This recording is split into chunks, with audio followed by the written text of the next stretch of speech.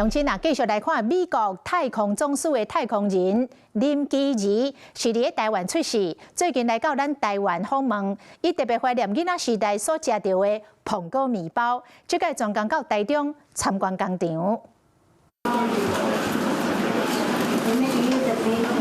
真大片的蘋果棒捧到太空人林基怡的面頭前，會真驚喜。邊個雕工為伊做的這個青的造型，台灣囡仔真熟悉蘋果棒，嘛是伊童年的回憶。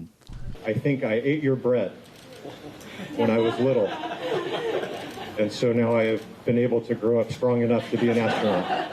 佇台灣出世的林基怡，佇台中住到2歲半，才對厝內人搬去到美國。細漢時真入食蘋果棒，這是伊難忘的滋味。訪問台灣5天的過程中，伊特別去參觀台中的蘋果棒工廠，找回童年回憶，佮用華語拍招呼。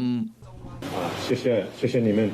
Thank you for your service to the community, to the military families. My experience in space on the International Space Station to do the near impossible requires friendship and partnership with many in the community, and that is what you have demonstrated. 為了感謝創辦人當初對美軍的貢獻，林基怡嘛送一份用心的禮物。The NASA patch, that's for you, and then also this is my mission patch that I was able to command, and you can see that I wear that on my flight suit.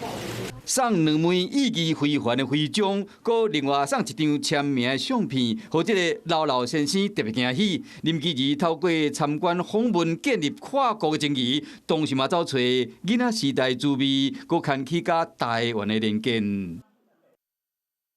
Hello， 我是林仙怡。想要搶先掌握最及時的新聞資訊嗎？趕快訂閱、按讚、開啟小鈴鐺，鎖定華視新聞 YouTube 頻道。